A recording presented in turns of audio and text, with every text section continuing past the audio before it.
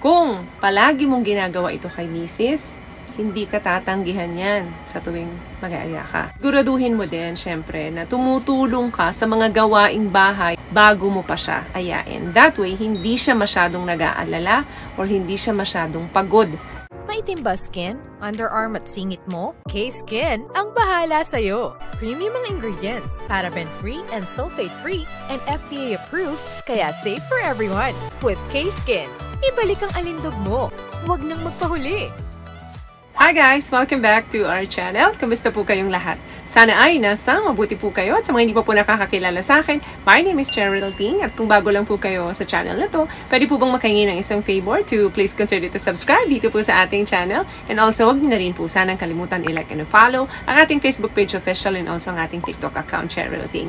Maraming salamat po. And for today's video is another concerned video po. Ang sabi niya is esteem. Sa opinion mo po, paano ang gagawin para mapasaya ang babae buong gabi? Para abot talaga niya ang langit. Okay, without further ado, wala nang patumpik-tumpik to. Total pa ulit-ulit naman yung mga tanong nyo sa akin. Number 1 dyan, huwag kang tamad. Marami pa rin pong mga kalalakihan ngayon na makasarili. Na pagkatapos nila, wala na silang pakialam doon sa partner nila. Alam nyo po, kung gusto nyo talagang mapasaya yung partner nyo buong gabi, dapat talaga naglalaan kayo ng oras dito. Hindi pwede ang nagmamadali. Kung ang mga kalalakihan, kaya nilang makipagtugs-tugs, sandaling minuto lang, ang mga babae po, hindi. Kinakailangan ng babae na mahabang oras. Meaning, kailangan mong hawak-hawakan muna yung mga spot nila para mahanap mo kung saan yung mga best spot ng mga kababaihan. Hindi pa pwedeng bara-bara ka. Ang paggamit ng mga kamay natin, hindi lamang yan sa pagtatrabaho para ma-survive natin yung buhay natin. Ginagamit din natin yan para ma-survive ninyo yung relationship ninyo at mapasaya ninyo yung mga partner nyo. Sa pamamagitan ng touch-touch mo sa kanyang mga area, matutumbok mo talaga kung saan dyan. Mag-umpisa ka simula pataas, pababa, or pababa, pataas, side by side. Gamitin mo lahat yung mga kamay mo para madagdagan ang kiliti ng babae. Sa pamamagitan ng mga hawak-hawak mo na yan, nabubuhay ang sensation ng babae. At once na nakapa mo na kung saan banda yan, magstay ka ng bahagya. Makikita mo naman yan sa reaksyon ng isang babae kung siya ba ay nasasarapan dun sa mga bagay na hinahawakan mo sa kanya. At pag nakita mo may mga reaksyon ng babae, yung medyo parang nagiging bulati siya, hindi niya na alam kung papaano niya popormahin yung sarili niya, tuloy-tuloy mo lang, huwag kang titigil. Very important na aware ka sa body language ng babae sa tuwing gagawin mo ang mga bagay na to sa kanya. Kasi karamihan sa mga babae, hindi naman talaga sila masalita pagdating sa ganyang usapin. Pero ang body language nila, hindi nila maitatago yan sa inyo. Kapag nasasarapan, dire-diretso. Pag sa tingin mong nasasaktan, stop doon. So magagawa mo lang ang mga bagay na to kung hindi ka tamad. Pangalawa, huwag puro saging ang gawin mong sandata para mapasaya ang babae. Akala kasi, nung ibang mga lalaki, gustong-gusto ng mga babae na puro sandata ang ginagamit sa kanila. Mali po kayo doon. Kailangan magkakasama dyan ang inyong mga daliri, ang inyong mga bulong, ang inyong mga maiinit na salita. Huwag gamit ng sandata, lalo na kung ang babae ay hindi pa pasa. Kasi dahil sa kagustuhan mo, matapos ka kaagad, bibira ka ngayon ng bibira sa babae. Wala kang pakialam kung ang babae ay may dryness ba or ano na ba ang sitwasyon down there. Very important na matubig ito. Kapag napatubigan nyo ito, that means green sign yan na tama ang ginagawa mo.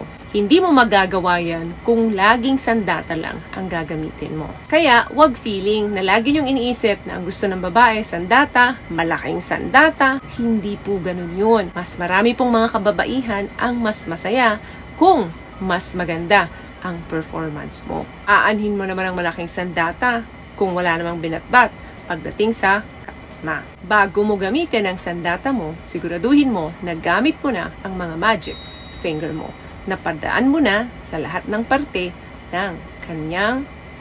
What I love about this product, itong No More Dark Secret ng K-Skin, bukod sa may advanced whitening na siya na kung saan pwede niyang matulungan na pumuti yung mga singit-singit mo, moisturizing, meron siyang anti-irritation, antibacterial, maintain healthy pH level. Hindi lang pang babae, meron din po tayong pang lalaki. Panghuli, Bukod sa paggamit ng inyong mga sandata, kailangan gamitin mo rin ang iyong bibig.